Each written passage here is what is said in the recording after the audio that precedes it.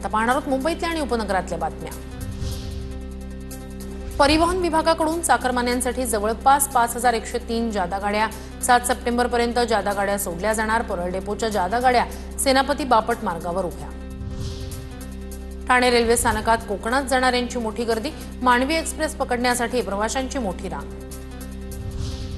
मध्य रेल्वेवर आज mega block, धीम्या मार्गावरील विद्याविहार कांजूर मार्ग नाहूर स्थानकांचा थांबा रद्द।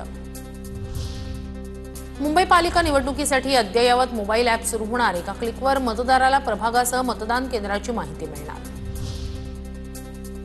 म्हाडाच्या कोकण मंडळाच्या सोडतीमधील खासगी बिल्डरांकडून भाड्याला मिळालेल्या घरांवर अर्जदारांच्या अक्षरशः उड्या। एका घरासाठी 130 अर्जदारांमध्ये स्पर्धा असणार।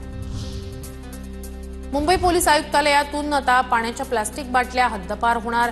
आयुक्तालयात सर्वांना शुद्ध पाणी प्यायला मिळावं यासाठी पोलीस आयुक्त देवेंद्र भारती यांच्याकडून आरओ प्लांट सुरू।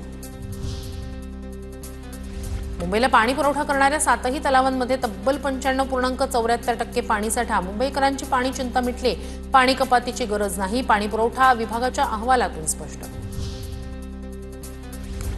मुंबईच्या वांद्र्यातील भाभा रुग्णालयातील कर्मचाऱ्यांकडून काम बंद आंदोलनाचा इशारा। रुग्णालयातील रिक्त पदं भरण्यासह विविध मागण्यांवरून कर्मचारी आक्रमक। मुंबई विमानतळावर 11 कोटींचा परदेशी गांजा जप्त। बँकॉकहून भारतात परतलेल्या 2 प्रवाशांना सीमाशुल्क विभागाच्या अधिकाऱ्यांनी अंमली पदार्थ तस्करी प्रकरणी केली अटक।